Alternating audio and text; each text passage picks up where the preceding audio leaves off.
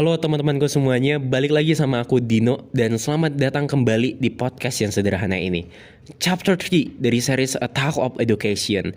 Kali ini tuh bukan buat anak SD lagi, tapi kali ini tuh adalah buat sekolah. Iya, sekolah. Dan aku baru dan sebenarnya aku udah tahu, cuma aku mikir berkali-kali tuh untuk mastiin ini dan ternyata memang betul ya. Kalau yang selalu dekat itu tuh belum tentu jadi milik kamu, betul kan?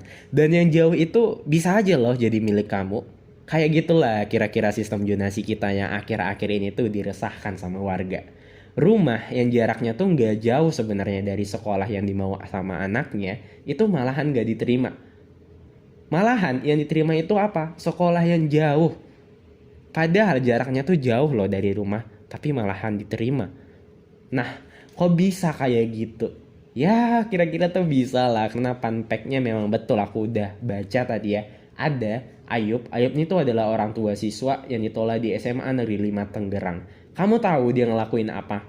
Ngukur jarak dari rumahnya ke sekolah pakai meteran untuk memastiin jarak sebenarnya. Iya, mungkin kamu berpikiran kenapa malah pakai meteran, Pak, gitu.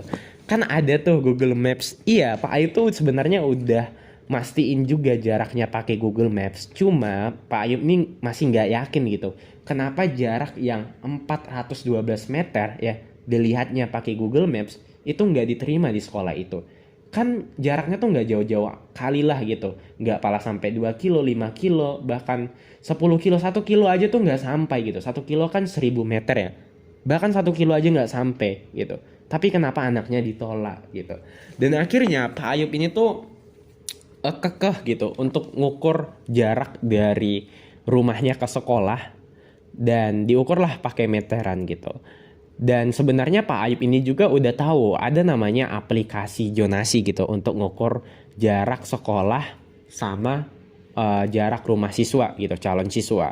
Nah, Pak Ayub mastiin lagi nih karena dia kan ya siapa gitu orang tua mana yang gak mau anaknya itu gak sekolah di tempat yang bagus. Mungkin kayak gitu pikiran Pak Ayub ini gitu. Jadi Pak Ayub ini cari tahu juga tuh siswa yang lulus dengan jarak yang terdekat. Karena pihak sekolah di SMA Negeri 5 Tangerang itu tuh ngasih tahu kalau jarak yang lulus itu hanya kisaran 59 meter gitu. Dan Pak Ayub pun ngukur gitu rumah yang dekat sama sekolah itu. Tapi yang anehnya Pak Ayub gak ketemu. Sebenarnya ada gitu.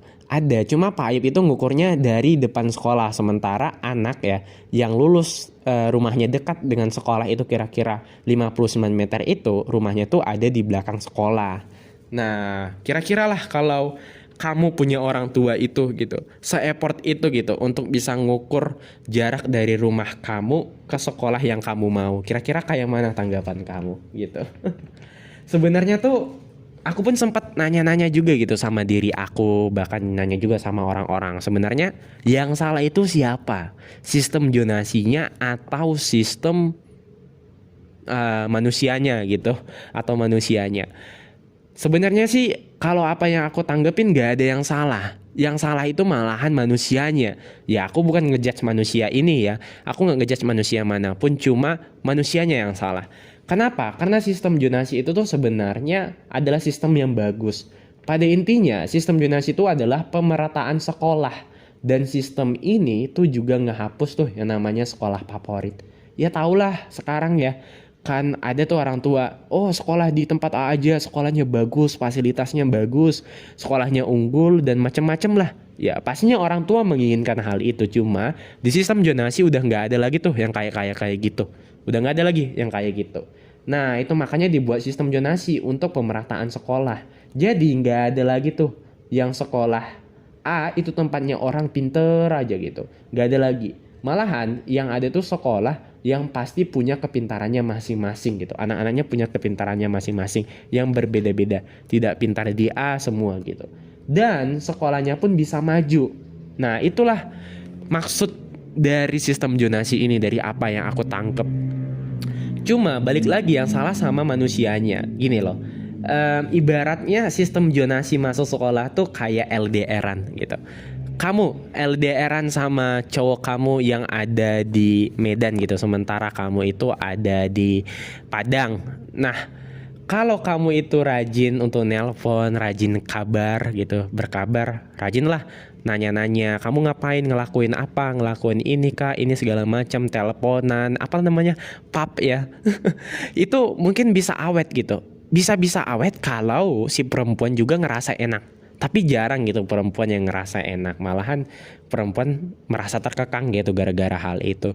Nah, itulah caranya untuk bisa menjalin hubungan yang baik walaupun kita tuh LDRan gitulah, walaupun kamu tuh LDRan sama pacar kamu. Nah, hampir sama, ceritanya tuh hampir sama sistem zonasi ini. Cara ngakali sistem zonasi itu kayak mana gitu. Kalau tadi kita yang LDRan itu manipulasi ceweknya gitu. Sering-sering aja berkabar dan nanya dia ngelakuin apa aja. Tapi kalau di sistem zonasi kita manipulasinya kayak memanipulasi kakak, kartu keluarga, atau kita manipulasi tuh orang-orang sekolahan yang dimau sama anak kita, entah itu melalui apa, beli kursi lah namanya, atau nitipin gitu anak kita ke sekolah. Itu biasanya tuh dilakukan sama anak-anak pejabat lah gitu ya. Ini mohon maaf ya kalau ada anak pejabat yang dengar ini ya, nggak semua anak pejabat juga kayak gitu. Nggak semua anak pejabat kayak gitu. Nah itu makanya aku tuh mikir gitu, kenapa bisa-bisanya kayak gini? Ya bisa gitu. Ibaratnya balik lagi, walaupun kamu itu LDRan sama pacar kamu ya, tapi kalau nggak direstuin tuh sama orang tuanya, nggak akan terjadi tuh pacaran, nggak akan bisa langgeng seumur hidup, nggak akan bisa. Ya kayak gitu juga sistem zonasi. Kalau orang-orang terdekatnya nggak setuju orang jauh masuk ke sekolah itu, ya toh si anak yang jauh itu bakal nggak akan bisa masuk ke sekolah itu gitu. Salah satunya apa? Demo. Nah, ini satu orang yang ngukur jalan dari jarak rumahnya ke sekolah itu memunculkan warga-warga lainnya untuk demo gitu. Kenapa? Karena banyak kesalahpahaman di sistem zonasi ini, banyak penyimpangan di sistem zonasi ini. Ya kayak gitulah gitu. Kira-kira sistem zonasi itu ibaratnya ya seperti LDRan tadi gitu. Ya mau bagaimanapun sebenarnya tuh yang paling dimenangkan gitu, yang paling menang itu ya itu gitu, orang yang selalu dekat sebenarnya.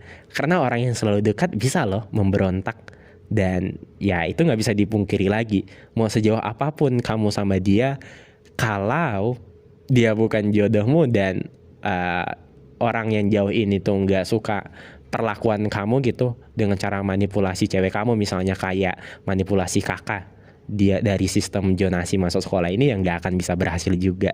Oke lah, terima kasih lah buat kamu tuh yang udah dengerin ya podcast yang sederhana ini ya. Walaupun pembahasannya mungkin obrolannya tuh masih berat-berat juga ya, tapi aku mencoba untuk meringankannya biar kamu tuh mudah untuk memahami apa yang aku omongin. Oke, sampai jumpa di chapter berikutnya ya, chapter 4. Dan terima kasih buat kamu yang udah nonton sampai habis. Assalamualaikum warahmatullahi wabarakatuh.